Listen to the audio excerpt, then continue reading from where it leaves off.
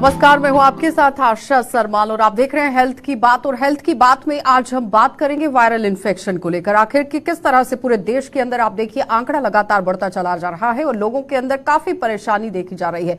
और साथ ही आपको ये बताते चले कि अब इस पर थोड़ी सी जागरूकता देना बहुत जरूरी है दर्शकों को कि आखिर किस तरह से ये वायरल इन्फेक्शन हो रहा है। डॉक्टर से चर्चा तो करेंगे लेकिन ग्राफिक्स के जरिए आपको समझा देते हैं कि किस तरह से यहाँ पर लक्षण रहेंगे, कैसे आप अपना बचाव यहाँ पर कर सकते हैं। तो सबसे पहले ये जान लीजिए कि वायरल इन्फेक्शन यहाँ पर है क्या। वायरल बुखार या फिर वायरल संक्रमण है और ये बिल्कुल बुखार की तरह होता है और बुखार के शुरुआती दौर में शरीर में तेज दर्द होना शुरू हो जाता है और उसके बाद आपको ये समझ जाना चाहिए कि वायरल इन्फेक्शन की चपेट में आप आ गए हैं। वायरल बुखार हवा में तेजी से फैल जाता है जिसकी वजह से परेशानियां मरीजों को देखी जा रही हैं।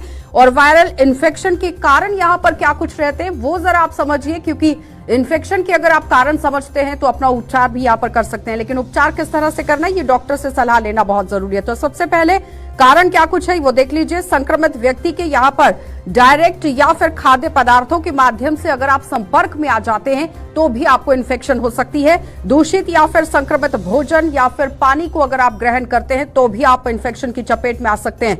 कीड़े मकोड़े के काटने की वजह से भी वायरस जो है वो फैल सकता है, तो इससे पूरी तरह से बचाव करना बहुत जरूरी है। और इसके साथ साथ यहाँ पर इन्फेक्शन जब हो जाता है तो उसके लक्षण क्या कुछ रहते हैं वो जल्दी जल्दी से आपको समझा देते हैं, क्योंकि उस वक्त आपको शरीर के अंदर दर्द जो है वो महसूस हो जाता है। उल्टी आपको यहाँ पर आप देखिए हो जाती है, यानी कि वॉमिट करने का आपका मन हो जाता है। शरीर का तापमान लगातार बढ़ना शुरू हो जाता है, जी मिचलाना शुरू हो जाता है, कब्ज आपको देखने को मिल सकती है, सर में बहुत तेज दर्द हो सकती है और साथ ही साथ यहाँ पर ठंड लगना शुरू हो जाता है। तो चलिए ये ग्राफिक्स के माध्यम से आपने देख लिया कि किस तरह से यहाँ पर लक्षण जो है वो रहते हैं और कैसे हो जाता है। लेकिन सीधा इस वक्त हम पैनल की ओर ही चलेंगे। हमारे साथ दोनों डॉक्टर इस वक्त पैच हो चुके हैं। डॉक्टर नरेश चावला हैं, वाइस प्रेसिडेंट हैं हमारे साथ डीएमसी से। आपका बहुत बहुत स्वागत डॉक्टर जुड़ने के लिए।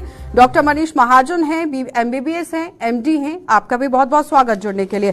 तो सबसे पहले डॉक्टर नरेश मैं आप ही के पास आऊंगी। जिस तरह से वायरल इन्फेक्शन पूरे देश के अंदर आप देखिए किस तरह से फैल रहा है, लोगों के अंदर काफी परेशानी है, किस तरह से इसे बचाया जा सकता है। सबसे पहले तो ये समझाइए कि लक्षण क्या कुछ रहते हैं इसके। देखिए, आपने बार बार शब्द इस्तेमाल किया है वायरल इन्फेक्शन।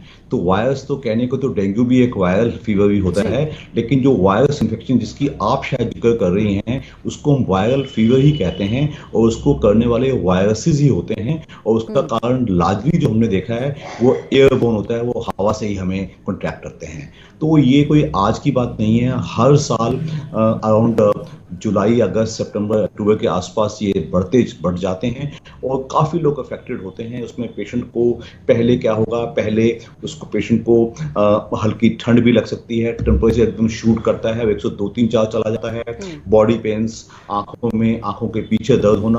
और साथ में यूजुअली जो हम वायरसेस देखते हैं जो कॉमन है हमारे NCR में जहाँ मैं प्रैक्टिस करता हूँ, तो वहाँ हमने देखा है कि पेशेंट को जुकाम या गला दर्द या खांसी भी साथ में लग जाता है। तो मैं आपको बता दूं कि वायरस फीवर को हम जब तक वो साथ में बैक्टीरियल इन्फेक्शन ना हो जाए तो बहुत चिंता की बात नहीं होती है। सिंपल पैरासिटामोल्स को अगर तो आपको 500 to 650 मिलीग्राम दिन में 2 या 3 या 4 बार लिया जाए। और सबसे जरूरी चीज है हाइड्रेशन। आप पानी अच्छा पीते रहिएगा और अगर सेकंड थर्ड डे आपका बुखार नहीं टूटता है तो आप अपने डॉक्टर के टच में रहिएगा। वो फैसला करेगा कि ये वायरल फीवर है या कोई दूसरा डेंगू टाइप फीवर है या ये चिकनगुनिया है। चिकनगुनिया हम बहुत ज्यादा नहीं देख रहे हैं, लेकिन मोस्टली वायरल फीवर और दूसरे फीवर यानी कि इंक्लूडिंग टाइफाइड्स वगैरह हम काफी ज्यादा देख रहे हैं। तो आम मरीज को नहीं मालूम कि ये कौन सा बुखार है, तो अगर सेकंड थर्ड डे तक फीवर आपका 102-3 से ऊपर जा रहा है, ऑलवेज गेट इन टच। वो डेंगू NS1 टेस्ट करवाएंगे, अपने कंप्लीट ब्लड काउंट्स करवाएंगे। इस वक्त अगर हम देखें तो ज्यादातर डेंगू के मामले भी देखने को मिल रहे हैं, चिकनगुनिया के मामले भी सामने आ रहे हैं। और ज्यादातर पर अगर आप डिटेल पर जाते हैं तो संसद के अंदर भी एक आंकड़ा जो है वो सामने रखा गया था, जिसमें आप देखिए किस तरह से बताया गया कि 2022 का जो आंकड़ा उन्होंने सामने रखा है, 2,33,251 मामले अभी तक यहाँ सामने आ चुके हैं डेंगू के। लेकिन उसके बीच में आपने देखा चिकनगुनिया भी पूरी तरह से फैल रहा था। लेकिन अपना बचाव किस तरह से करना है ये बड़ा सवाल अब बनता चला जा रहा है। आपने बिल्कुल ठीक कहा, इसमें कोई शक नहीं है। डॉक्टर एज Naresh. Soon as the monsoon आती है तो फीवर्स हमेशा, it is the same story in every part of India every time. हालांकि चाहे उसका कारण पानी का जमा होना है, उससे मच्छर ज्यादा हो जाते हैं, उससे चिकनगुनिया भी ज्यादा होने के चांसेस होते हैं, मलेरिया होने के चांसेस ज्यादा होते हैं, और डेंगू फीवर भी होता है। साथ में हमारे देश में अक्सर हाइजीन की कमी पाई जाती है, और पानी हमें स्वच्छ पानी नहीं मिलता, उससे जो पेट वाले बुखार भी और सिंपल टाइफाइड भी ज्यादा होते हैं। तो हमने जहां तक पिछले आज 40 साल मुझे डॉक्टर करते हो गए हैं, हमने हाइजीन की हमने वजह देखा से, है ठीक कि है डॉक्टर नरेश, मैं आ रही हूँ आपके मनीष। हाइजीन की वजह से डॉक्टर नरेश कह रहे हैं कि काफी तरीके से परेशानी हो सकती है। जिस तरह से उन्होंने फीवर को लेकर बात की है कि 102 डिग्री फ़ारेनहाइट से अगर ज्यादा फीवर हो जाता है और 48 घंटे के बाद भी कम नहीं होता है तो फिर परेशानी हो सकती है। फिर पेशेंट को क्या कुछ करना है उस केस में? मैं डॉक्टर साहब की बातों से बिल्कुल सहमत हूँ। डॉक्टर जो मानव शरीर है, सामान्य मानव शरीर जो अपना है वो 37 डिग्री या 98.6 डिग्री फ़ारेनहाइट का होता है। जब इससे ऊपर तापमान बढ़ता है तो हम उसे बुखार कहते हैं। और खासकर जो आजकल वायरल फीवर जो बहुत चले हुए हैं, जनरली ये देखा गया है कि 100, 102, 103, 104 तक भी लोग आए हैं। साथ में काफी सर दर्द का शिकायत भी कर रहे हैं वो, और variety of pain different part of the body, मतलब अलग अलग। आजकल तो लोग पेट में भी दर्द बता रहे हैं, लिवर फंक्शन भी बढ़े हुए हैं। और रही बात हाइजीन की, इसको मौसमी बुखार भी कहते हैं। कहने का मतलब ये है कि बदलते मौसम में इसकी संख्या बहुत पाई जाती है, खासकर बच्चों और बूढ़ों में। और ये बच्चे और बूढ़े ये ऐसे वर्ग हैं जो कि हाइजीन बहुत ज्यादा मेंटेन नहीं करते। और चूंकि आपको भी पता, बदलते मौसम में बारिश भी होते हैं, पानी सब जगह जमा हो जाता है, घर में भी पानी जमा हो जाता है, किचन में सफाई अगर ना हो। और खासकर हमारे भारत में बहुत लोग वी कॉल सेक्सुअल क्राउडिंग, मतलब एक कमरे में ज्यादा लोग सोते हैं, या दो कमरे का फ्लैट है तो उसमें 5, 7, 8 जने रहते हैं। जैसे कि डॉक्टर साहब ने ये बताया, ड्रॉपलेट इन्फेक्शन, तो उससे भी होता है। अगर थोड़ा सा हम हाइजीन मेंटेन करें, डेली रूटीन में किस तरह से बदलाव लाना है, क्योंकि हर साल ये होना है, ठीक है डॉक्टर मनीष? डेली रूटीन में जैसे ही मौसम बदलेगा वायरल इन्फेक्शन होना लाजमी है, लेकिन उस बीच में किस तरह से उपचार करना है, उपाय क्या कुछ रहने चाहिए, अपने आप को बचाने के लिए क्या कुछ करें? जी बिल्कुल, वायरल के लिए पूरा आराम करना महत्वपूर्ण है। इलेक्ट्रोलाइट संतुलन बनाए रखें, शरीर को बिल्कुल हाइड्रेटेड रखें। देखा गया है वायरल इन्फेक्शन में बहुत सारे मरीज डिहाइड्रेटेड होकर भी आते हैं। ज्यादा से ज्यादा पानी पिए, नारियल पानी का भी सेवन कर सकते हैं। अगर कमजोरी है तो 2 केले भी खा सकते हैं, ड्राई फ्रूट्स का भी उपयोग कर सकते हैं। स्वस्थ और हल्का भोजन करें, पचने में आसान भोजन शरीर को जल्दी से जल्दी स्वस्थ होने में मदद कर सकता है। और व्यक्तिगत, जैसा कि आप अपनी हाइजीन की बात करें, व्यक्तिगत और अपने आसपास की जो स्वच्छता या क्लीननेस बिल्कुल मेंटेन रखें, पानी का जमाव ना होने दें, और घर को बिल्कुल साफ सुथरा रखें। तो इससे काफी हद तक आप अपने आप को बचाव कर सकते हैं। डॉक्टर नरेश, जिस तरह से शरीर के अंदर की हम बात करें, वायरस का एक ठिकाना होता है शरीर के अंदर जो संक्रमण से लड़ने के लिए मदद करता है, गुड वायरस, लेकिन कहीं ना कहीं इम्यूनिटी कमजोर होने की वजह से वो बीमारी से नहीं लड़ सकता है। इस तरह से वायरस से नहीं लड़ सकता है, वायरल से नहीं लड़ सकता है, अगर कोई इन्फेक्शन हो जाती है तो नहीं लड़ सकता है। इम्यूनिटी को स्ट्रांग करने के लिए क्या कुछ करना चाहिए? बड़ा अच्छा सवाल पूछा, लेकिन इससे पहले मैं पिछले सवाल का जवाब दूंगी। आप बार बार पूछ रही थी कि प्रिवेंशन लेके आई जाए, तो प्रिवेंशन कोई एक शब्द नहीं है। प्रिवेंशन के लिए कई लोगों को मिलकर काम करना पड़ेगा। सबसे पहले तो हमारी जो म्युनिसिपैलिटीज हैं, जो हमारे देश में हमने अक्सर देखा है, हर कॉलोनी में थोड़ी बारिश आती है तो आसपास भी पानी भर जाता है, और इवन हमारे घरों में भी हम अपनी सफाई नहीं करते हैं। तो पहले म्युनिसिपैलिटी सफाई का ध्यान देवे, फिर हम अपने घरों में पानी इकट्ठा ना होने दें, ये 1 पॉइंट है। सेकंड पॉइंट जो मैं बार बार हाइजीन कह रहा हूँ, वो पर्सनल हाइजीन भी है। क्या अमेरिका में या इंग्लैंड में थोड़ा मौसम बदलते हैं, बारिश आती है तो ऐसे वायरस नहीं फैलते। तो कहीं ना कहीं हाइजीन, जो कि पर्सनल हाइजीन भी अच्छी हो और कम्युनिटी हाइजीन भी अच्छी हो। तीसरे नंबर पे जो आप अभी सवाल पूछ रही थी, इम्यूनिटी। What is immunity? हम सब चाहे हम देखो, हमारे देश में अपर वर्ग भी है, मिडिल वर्ग भी है और लोअर वर्ग भी है। तो कहीं ना कहीं हमने देखा है कि हमारी डाइट की कमजोरी की वजह से, और पर्टिकुलरली हमारे जो बच्चे हैं, टीन्स हैं, वो आजकल ज्यादातर जंक फूड की तरफ बढ़ रहे हैं। दाल सब्जी और इन हरी सब्जियों पे वो ध्यान नहीं देते। तो अगर हम इस बातों पे ध्यान दें तो हमारी इम्यूनिटी स्ट्रांग हो सकती है। और एक तीसरा वर्ग है जो मैं बार बार उसका जिक्र करना पसंद करता हूँ, वो है एल्डरली ग्रुप, जिसमें कोमॉर्बिडिटीज हैं। जैसे कोई आदमी है 50 60 70 साल का है, उसको साथ में डायबिटीज है, कोई हार्ट डिसीज है, कोई किडनी डिसीज है, कोई लंग डिसीज है, कोई HIV है, कोई ऑर्गन ट्रांसप्लांट वाला पेशेंट है। तो इन पेशेंट्स को जो हमने अक्सर देखा है कि जब सिंपल एक यंग मैन को वायरल फीवर होगा वो बड़ी आसानी से ठीक हो जाएगा, 4-5 दिन के इलाज से ठीक हो जाएगा। लेकिन अगर एक ओल्ड मैन है जिसको पहले से क्रोनिक ब्रोंकाइटिस है या COPD है, तो ये वो लोग हैं जो वायरस से एकदम बिगड़ जाते हैं। इनको बहुत ही अच्छी मदद देनी चाहिए। इनको तो फर्स्ट सेकंड डे से ही अगर बुखार हाई ग्रेड है और उनका सिस्टम बिगड़ रहा है, उनकी दूसरी दवाएं चल रही हैं, तो अगर पेशेंट का जनरल कंडीशन बिगड़ती है या वो क्रिटिकल होता है तो हमें उसको हॉस्पिटलाइज करना चाहिए। इस मामले में मैं इतना ही कहूंगा कि बहुत ही जल्दी हमें केयर देनी चाहिए। इसी सवाल पर मैं आ रही थी डॉक्टर नरेश कि कब तक वेट करना है जी, कब तक वेट करना है, कब तक देखना होगा कि ये वायरल है? यंगिश पीपल जो टीन्स में है, जनरल हेल्थ बेहतर है तो हम 2-3-4 दिन आसानी से देख सकते हैं। बट छोटे बच्चों में और पर्टिकुलरली एल्डरली ग्रुप, और उसमें भी मैंने वर्ड यूज किया है विद अदर कोमॉर्बिडिटीज, जिनको दूसरी बीमारियां पहले से ही चल रही, अनकंट्रोल्ड शुगर का पेशेंट है, पहले से ही ओबीज है, COPD है, क्रोनिक ब्रोंकाइटिस है, कोई हार्ट डिसीज या किडनी डिसीज या लिवर डिसीज है, इनमें हम ज्यादा से ज्यादा 24 घंटे देखें। अगर हमें लगता है पेशेंट की जनरल कंडीशन बिगड़ रही है तो उसको हॉस्पिटलाइज करना हमेशा बेहतर है। उससे उसको वहां उसका सुधार बहुत ही तेजी से होगा और बिगड़ने का या किसी किस्म की नुकसान का नंबर नहीं आएगा। हाँ जी, ठीक है डॉक्टर नरेश। डॉक्टर मनीष, इस बार जो भी वायरल इन्फेक्शन हो रही है बहुत अलग तरीके से हो रही है। अगर हम घर से ही अपनी बात करें तो अगर किसी को भी वायरल इन्फेक्शन हुआ है तो सबसे पहले उसको बहुत तेज दर्द हुई है, पीठ में दर्द हुई है, घुटनों में दर्द हुई है और एकदम से वो शख्स बहुत ही लो अपने आप को फील कर रहा था। बुखार जाकर बहुत लास्ट में हुआ है और ज्यादा नहीं हुआ है, सिर्फ ठंड लगी है। यानी कि कहीं ना कहीं इस बार लक्षण अलग से देखे गए हैं, उल्टी नहीं आई है और ज्यादा बुखार नहीं हुआ है।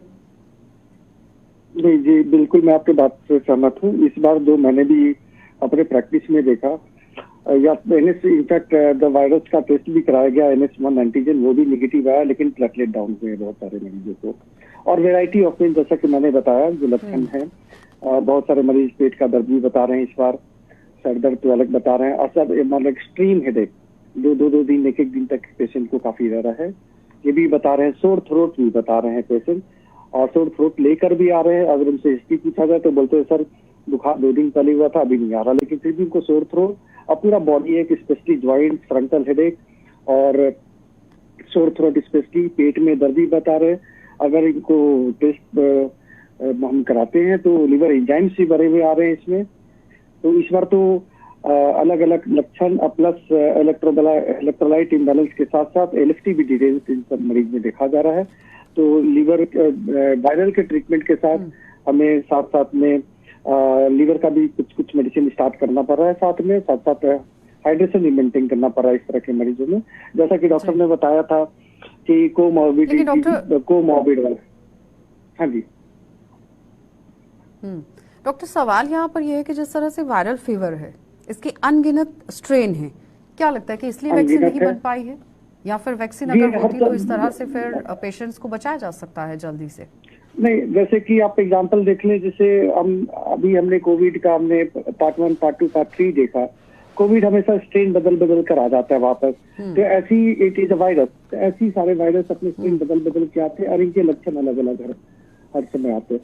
तो इसके लिए रोकथाम करना जरूरी है। डूज एंड डोंट से, जैसा कि डॉक्टर ने बताया, हाइजीन मेंटेन करना, घर में साफ सफाई रखना, अगर कोई मॉर्बिड है तो ज्यादा अपने आप पे ध्यान देना, समय पे अगर थोड़ी बहुत भी दिक्कत आ रही है समय पे अपने नजदीकी फिजिशियन के पास चले जाए और उनका एडवाइस ले ले।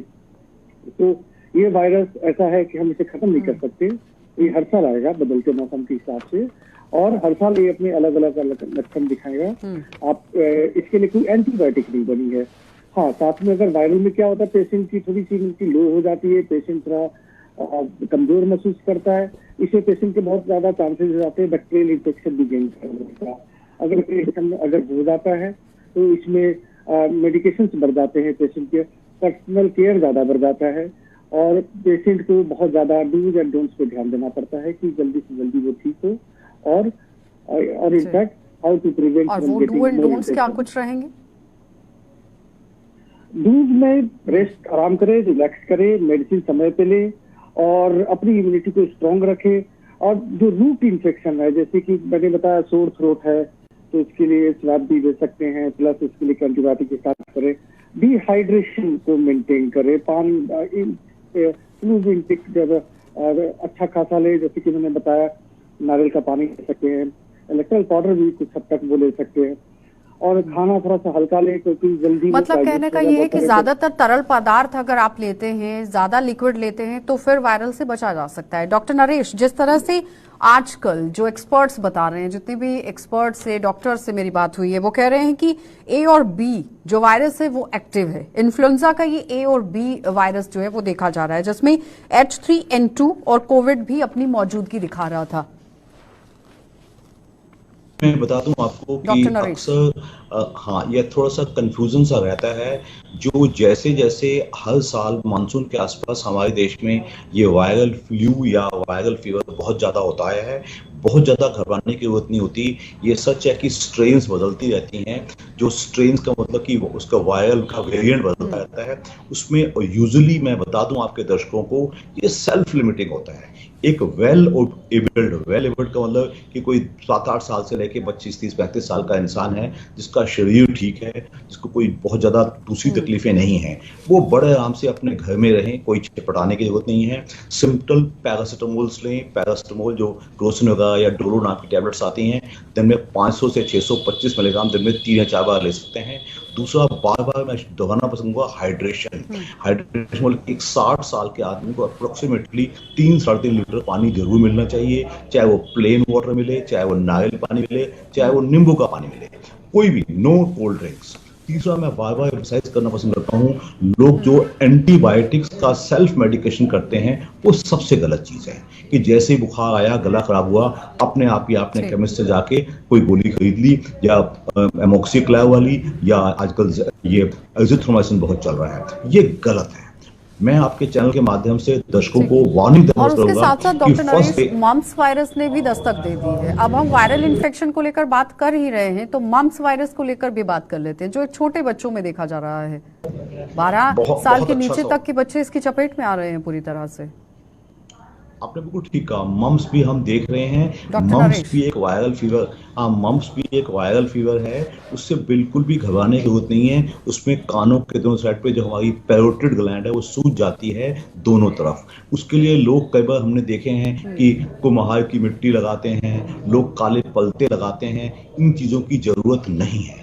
सिंपल एंटीबायोटिक ट्रीटमेंट से, अगर आपका साथ में अपनी ब्लड काउंट टेस्ट करवाइए, अगर आपकी ब्लड काउंट्स में आपका न्यूट्रोफिल्स ज़्यादा है या TLC ज़्यादा है, तो एंटीबायोटिक दिया जाए। यूजुअली मम्प्स का ड्यूरेशन अराउंड 7 से 8 दिन का होता है।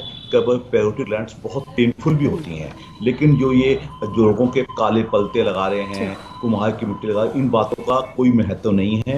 ये एक सेल्फ लिमिटिंग कंडीशन है, अपने आप ठीक होती है। और वैसे इसके लिए जो आप वैक्सीन की बात कर रही थी, लास्ट में एक सवाल रहेगा दोनों से। डॉक्टर नरेश, किस तरह से एहतियात बरतें और अपने आप को बचा सकते हैं घर के अंदर? आजकल इन्फ्लुएंजा की भी वैक्सीन है जो कि अक्टूबर के आसपास लगाई जाती है। जो हमारी वल्नरेबल ग्रुप है उनको लगानी चाहिए। और MMR का टीका हर बच्चे को शुरू में लगना चाहिए। उससे आप मम्प्स से बच सकते हैं, तो अवश्य लगाएं। बाकी घबराने की जरूरत नहीं है, छटपटाने की जरूरत नहीं है। Simple medication and hydration and good nutrition से आप बच सकते हैं। डॉक्टर मनीष, ठीक है डॉक्टर नरेश। हाँ, डॉक्टर मनीष, मैं सहमत हूँ। और हालांकि प्रिवेंशन किस तरह से एहतियात हम लोग बरत सकते हैं? हाँ, जैसे कि हमें पता है कि जो पेशेंट ऑलरेडी इन्फेक्टेड है, तो वो स्नीजिंग, ब्रीदिंग या टचिंग से वो वायरस का इन्फेक्शन स्प्रेड कर सकते हैं। तो मैं ये एडवाइस करूंगा सबको कि वो इन्फेक्शियस जो पेशेंट हैं इनसे थोड़ा सा बच के रह के इनका एक्सपोजर ना ले, और साथ में साथ अपने हाथ फ्रिक्वेंटली वॉश करते रहें। और बच्चों को भी बताएं कि हाथ की सफाई कैसे करना है, how to wash the hands, अपने हाथ को सैनिटाइज करके रखें। और डॉक्टर मनीष बहुत बहुत धन्यवाद जुड़ने के लिए। लिए। डॉक्टर नरेश आपका भी बहुत बहुत धन्यवाद जुड़ने के लिए। तो फिलहाल आपने देखा कि हेल्थ की बात हो रही थी कि किस तरह से अपने आप को तंदुरुस्त रखना है, क्योंकि मौसम बदल रहा है, इन्फेक्शन हर किसी को हो रही है, किस तरह से बचाव रखना है कि आपने डॉक्टर से देख लिया। और इसी तरह से अगर आप एहतियात बरतते हैं तो पूरी तरह से सुखमय जीवन भी व्यतीत करते हैं। फिलहाल कार्यक्रम में इतना ही। देश और दुनिया की खबरों के लिए आप बने रहिए हमारे साथ।